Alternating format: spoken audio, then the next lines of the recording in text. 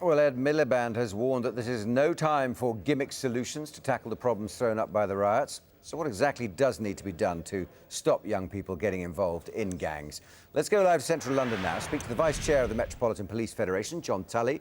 We can also speak to Symeon Brown, who runs a youth group in the London Borough of Haringey. Gentlemen, thanks for joining us. Mr. Tully, if I could turn to you first. Prime Minister's been very elaborate today. He's talking about obviously moral decline, but he's also talked about focusing on gangs. Do you think they've got the right target in their sights?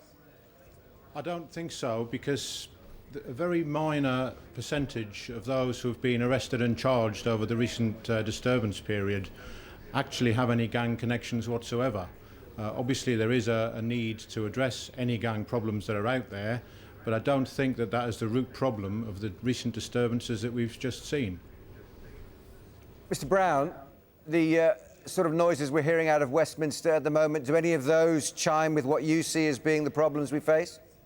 I think that I'm extremely bemused by the current discourse being focused on gangs. What we saw was on the streets last week was not so much a gang issue, it was a British cultural issue. If we look at the institutions that underpin our systems, the media, Parliament, if we look at the police, if we look at the city, each of these institutions have been severely undermined. And what we saw essentially was that same culture being on the streets. And I think if we're going to have a real debate about reform, then those are the institutions that we need to start. And starting with the gangs completely goes away from the real place where discourse needs to start. One thing then, pick up on that point, Mr. Brown, why do you think the police are undermined? If we look recently at the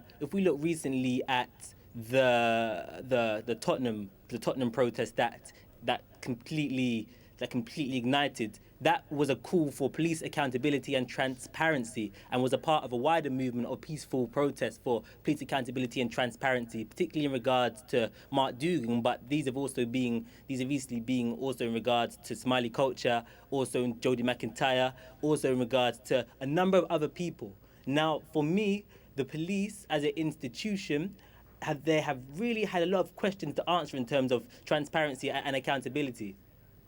Transparency and accountability. John Tully, do you recognise, do you accept that Britain's police have some way to go before they're really communicating with the people around them?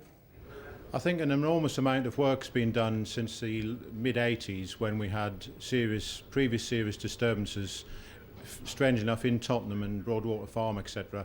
Enormous steps have been taken by the police service since then to increase our interaction with communities. We have safer neighbourhood teams now in every ward in London. An enormous amount of effort has gone into schools liaison and engagement with the community generally. And I think part of our call recently has been to have a review of the whole criminal justice system, not just into the police, which of course is a critical part of that, but into the judiciary, the court system, the Crown Prosecution Service, because I see Mr Cameron introducing new offences or talking about new legislation around disorder, when in fact there is sufficient legislation on hand at the moment. If it's properly utilised by the prosecutors and determined by the judges at the end of the day, we can sentence people to serious lengths of time in prison. And that's what needs to be concentrated on, rather than quick sound bites like zero tolerance, which we don't really know what that means at the moment. And yet, as far as the police activity is concerned, everyone wants a police force that understands the community it serves and knows where things are coming from. And yet we had a situation where the police were virtually bystanders in Tottenham on the first day of the riots. And then when reinforcements were brought in, we had police from the West Country chasing local youths down the alleys of Ealing and Shepherd's Bush. I mean, it wasn't exactly effective at once, was it? I think it was difficult. It was a fast-moving and dynamic situation, which originated out of a peaceful demonstration outside Tottenham Police Station. There were some issues around information which the IPCC were responsible for. There may have been some difficulties around communicating that with the family, and things did deteriorate, but they were quickly addressed by senior management by bringing in more police officers, as you have suggested. But it was a very dynamic and fast-moving incident, and I believe my members, who are the people on the streets facing those petrol bombs and those bricks, did a fantastic job in the circumstances. Symeon Brown, we have a moment here in Britain where everyone's attention is focused on these problems one way or the other, which means there is a real motivation to make some progress and some change. What would you like to see members of Parliament doing now in their constituencies to understand better what needs to be done and to come up with solutions that satisfy the local people that are looking for them? I think so far there have been two areas in which there have been great rhetoric on, and those are the areas that I would like to build upon. Those areas of our family support or the socially excluded area, and those areas are also institutional reform. I think many of the institutions that our state, our democratic state is built on have really been undermined, and they're in need of great reform to be a lot more accountable and a lot more transparent. And we're talking about all of them, from Parliament to the police to the media, all of them. In the area of family, it's very interesting the rhetoric and the lip service that has been paid by our government. However, if they're really going to support families, then this includes supporting Sure Start, which has faced cuts. This includes a living wage to allow people to work, but not work crazy hours where they're not able to support families. So supporting families goes a lot further than really scapegoating single mothers. It really crosses borders into economic policy. We also need to see a lot more in terms of supporting jobs. Now, what we see there is a trade-off between the austerity of George Osborne and David Cameron talking about real support. Real support costs money. Now, are they willing to put that investment there? Now, this is where the real question for our government really begins to come into play. John Tully, listening to that all sounds very solid.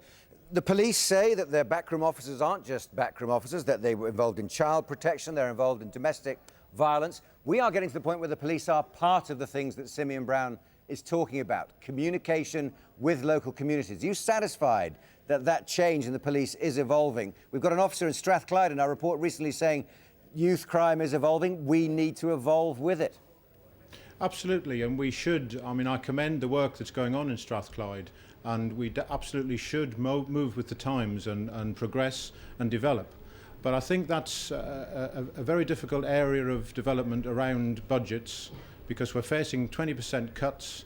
The very people who are doing that sort of work, engaging with ex-gang members or indeed current gang members, wouldn't be classed as frontline officers.